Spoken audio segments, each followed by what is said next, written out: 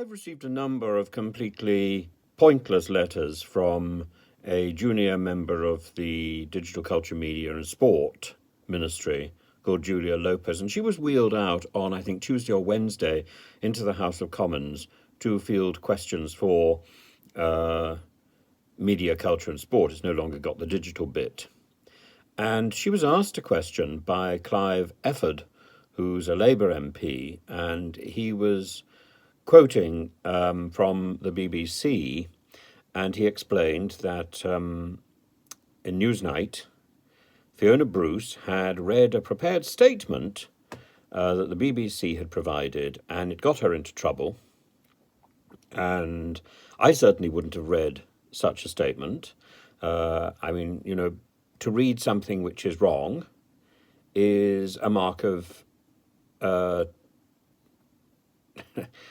cowardice or stupidity. I don't quite know what is the best explanation, but it is madness if you think you can then turn around and say, "Oh, I'm sorry, it was prepared by the BBC, so therefore not mine. I don't take any responsibility for what comes out of my mouth."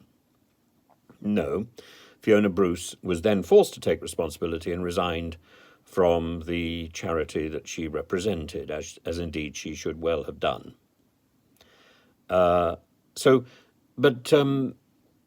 Clive Efford asks another question. He says, the BBC prepared a statement about the assault by Stanley Johnson on his then wife, and said that he wasn't consulted, but that a few of his friends had said it was a one-off. He then says, Clive says, the BBC considered this statement presented this statement. It was prepared. Who benefits most from this particular statement? The Conservatives or those who have suffered domestic violence? And of course, Julia Lopez was in no position to answer this question, but what she did say was the sort of thing that she has penned back to me. She said that she, without knowing the full details of the statement, she couldn't comment. And that all she knew was that Fiona Bruce had behaved professionally. In both cases, both her statements about that comment were absurd. If Fiona Bruce had behaved so professionally, then she wouldn't have needed to resign from the charity. And if a Labour MP, or indeed any MP, quotes something in the chamber, then presumably there is enough evidence to be able to give a response. The issue is that Julia Lopez is there simply.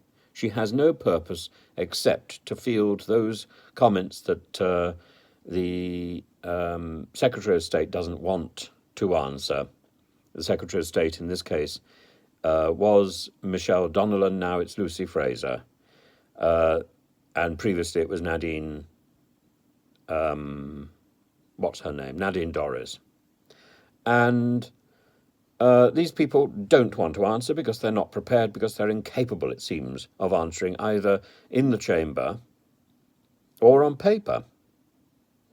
And I don't really understand why they then wheel out somebody who is equally incapable of answering and produces either an answer which diverts the person to Ofcom, which is inappropriate, or she simply says she doesn't have enough information and therefore can't answer. So I think this is fundamentally a failing ministry. It's a failing ministry because it's staffed by people who don't seem to know how to master their brief or how to do their research.